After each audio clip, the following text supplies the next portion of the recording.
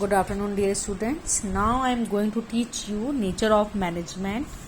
In previous class, I taught you needs and importance and utility of management, and now I am going to teach you nature of management. So, first of all, what is nature of management? In nature of management, management as a science, and management is a art, as well as management is a science and management is a art. So 3 points I will teach you here. So first of all, management as a science. So why we call management as a science? So management is a group of systematic knowledge by which general truth and general theory are clarified. Management is an easy science because its rules are very simple. So we all know we all know about science subject. In science we learned truth and general theory and general methods, general observation and experiments, as well as management is also a science because it has some rules, regulations and simple methods of doing something. तो जैसे हम science हमने क्या पढ़ा है, science that is a systematic knowledge.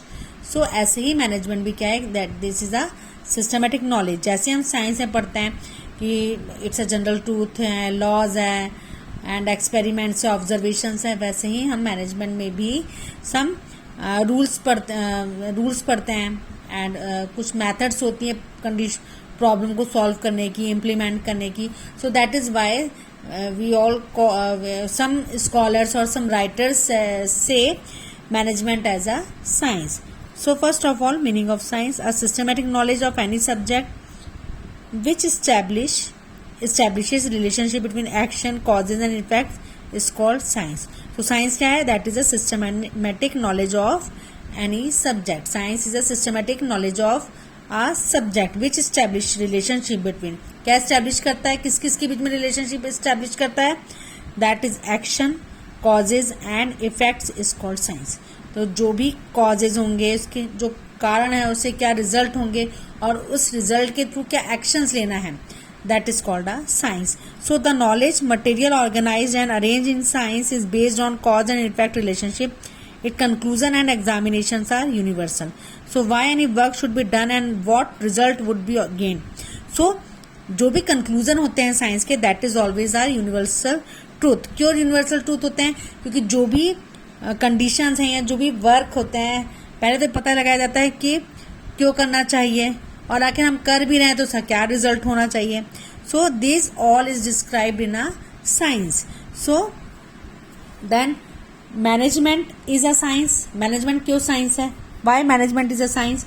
So Herbert Spencer has defined science as an organised knowledge. Science is a organised knowledge, एक systematic knowledge है.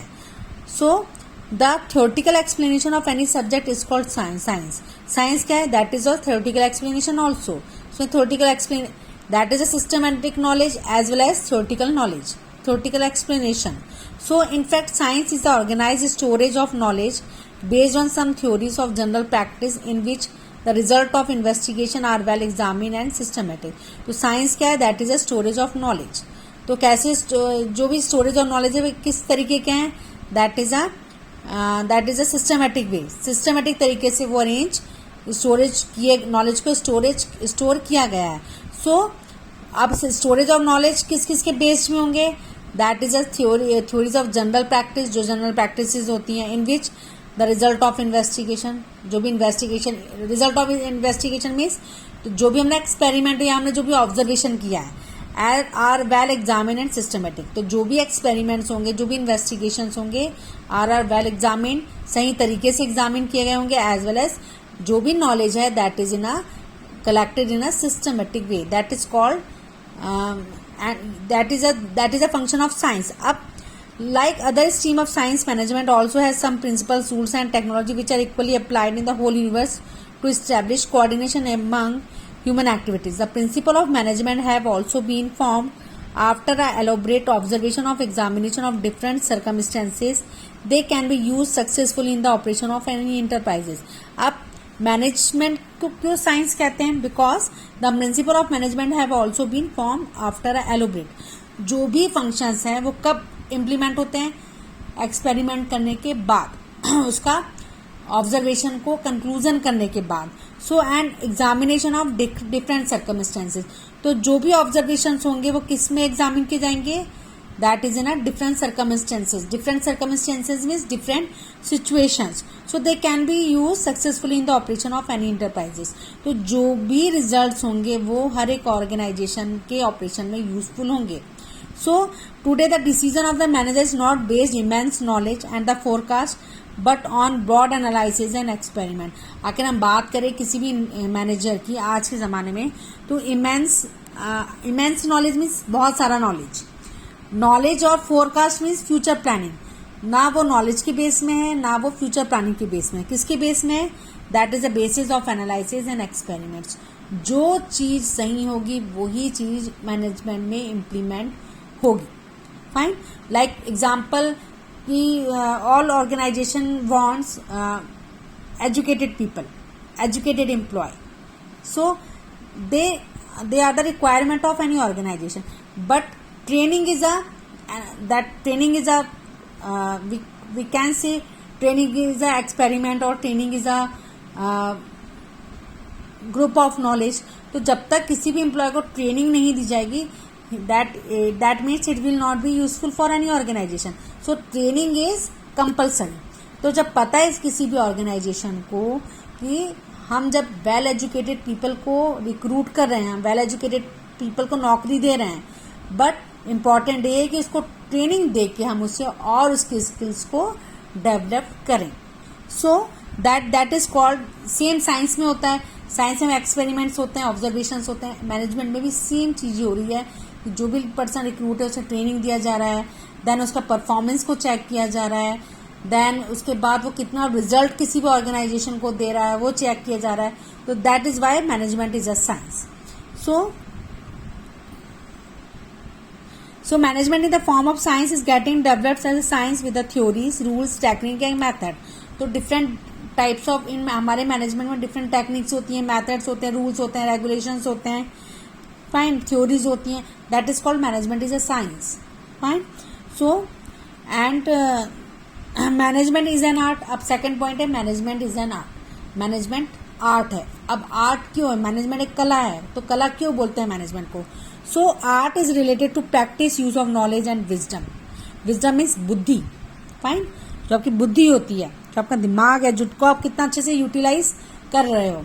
सो art is related to जो बुद्धिमान बंदा है, जो बुद्धिमान व्यक्ति होता है उसे हम विजडम कहते हैं। So art is related to practical use of knowledge and wisdom. तो साइंस ने क्या किया? Rules and regulations, investigation, observations बनाए, बट आर्ट क्या कर रहा है? He is use for practical use of knowledge and use of brain. So in an activity that is classified an art is emphasis on applying skills and knowledge and accomplishing and through deliberate effort। So three things are very important in art।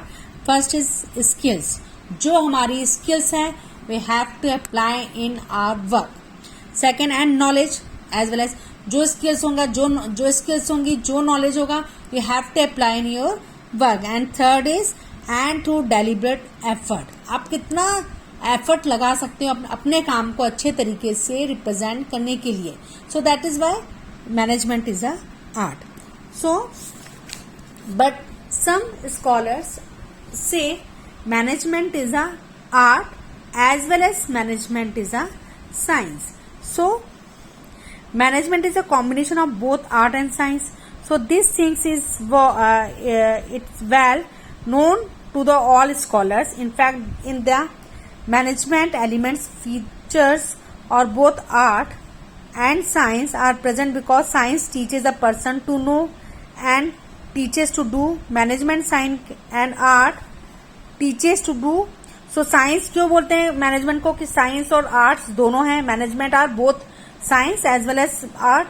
So first is science हमें क्या सिखाता है? To know means हमारे पास knowledge है। and management art is what art learn, that's to do. उस knowledge को कैसे यूटिलाइज करना है, कैसे यूज करना है, that is called a function of art. So management science can be compared with that of medical science and engineering, in which before applying a theory of circumstances, the problem specific and individual differences have to keep in view. As in medical science, a doctor is fraught without the knowledge of medical science and nobody can be successful doctor. तो अगर हम example लेते हैं यहाँ पे doctor का, तो doctor take a knowledge, तो that is a part of science, but after knowledge he is practising in a good manner. आखिर वो अच्छे से प्रैक्टिस करेगा, वो अच्छे से ट्रीटमेंट करेगा, तो डेफिनेटली आखिर वो जो ट्रीटमेंट दे रहा है, फाइन, जो अपनी ड्यूटीज वो फुलफिल कर रहा है, that is a part of art. So वैसे ही दैट इज मैनेजमेंट में भी क्या हो रहा है, in the same way none can be manager without studying management and only after studying management no one become a successful manager. आखिर management आखिर आप जो पीपल है वो मैनेजमेंट में आते हैं, तो why they choose management, because if they choose management, if they become a manager, so because without any management study they can't become a manager. So manager बनने के लिए पढ़ाई तो जरूरी है, but to become a successful manager a systematic knowledge of management science is compulsory. तो systematic knowledge की भी need होगी, practice experiments, practical knowledge ये भी जरूरी होगा. Is necessary. Thus we can say that manager not only has a specific knowledge but also a skill by which we bring his knowledge into a practice. तो उसके पास किस किस चीज का नॉलेज होना चाहिए, दैट इज ए प्रैक्टिस, उसके पास practice होनी चाहिए, उसके पास एक्सपीरियंस होना चाहिए, नॉलेज होना चाहिए, it should be important, but as well as he also they deal how to specific knowledge they use. तो जो भी स्पेसिफिक नॉलेज को कैसे यूटिलाइज करना है, that is a skill of manager. So that जो स्किल आके जो यूज कर रहा है अपने काम को अच्छे तरीके से करने की, that is a part of a art. So that is reason management is a science as well as management is a art.